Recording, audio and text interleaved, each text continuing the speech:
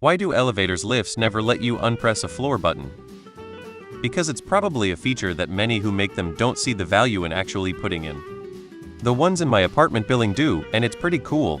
Someone else might accidentally push the button and cancel the floor someone is waiting to get off on. They do in some countries. In Hong Kong you can. I really don't understand why this feature exists in Southeast Asia, but not in the rest of the wallet. Like WTF, it's extremely useful, and can't be that expensive to implement, all costs considered. Some elevators there is a toggle switch to reset the floor selection when the doors are open up at the top of the gap. Learned its location really quick in college when living on the top floor in the dorms. That costs money, and what's the value in it? Also, you could unpress it to be rude to somebody or potentially create an unsafe situation. Actually, the more I think about it, the more I think it's the second thing you don't want to give passengers, the ability to deny floor access to other passengers. In Australia they do, you just double tap the number. Other passengers will undo your floor. A lot of us elevators have a hidden feature to reset if you hold door close and door open for a few seconds. Doesn't work everywhere, but can be useful to know, because other people will press the same button even if it's lit. The lifts in my apartment block do double tap on a number and it will cancel it. You're in box in a shaft, you need to go somewhere.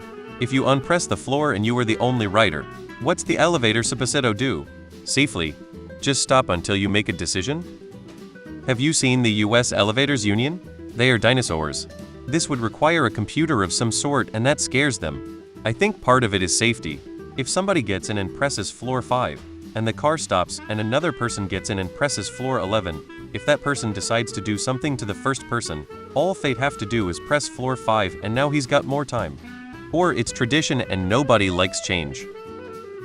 Well, I don't have an answer to your question. This is a great video about elevators. Elevator talks u2.bohf1vd5b5ic equals aguqu ea tvxfbl4d0. I'm not sure how much of this has been addressed, as I haven't watched it or tried any of the suggestions ideas for a while. The drawback of accidentally unpressing a button or even intentionally are probably bigger than the benefits. As a few examples, maybe you said you were going up, and then someone on a higher floor saw that you were going up. Now you cancel that action and the other person has to wait longer. Maybe you accidentally pressed the button twice, or someone got in and pressed the button again. Now you wasted time.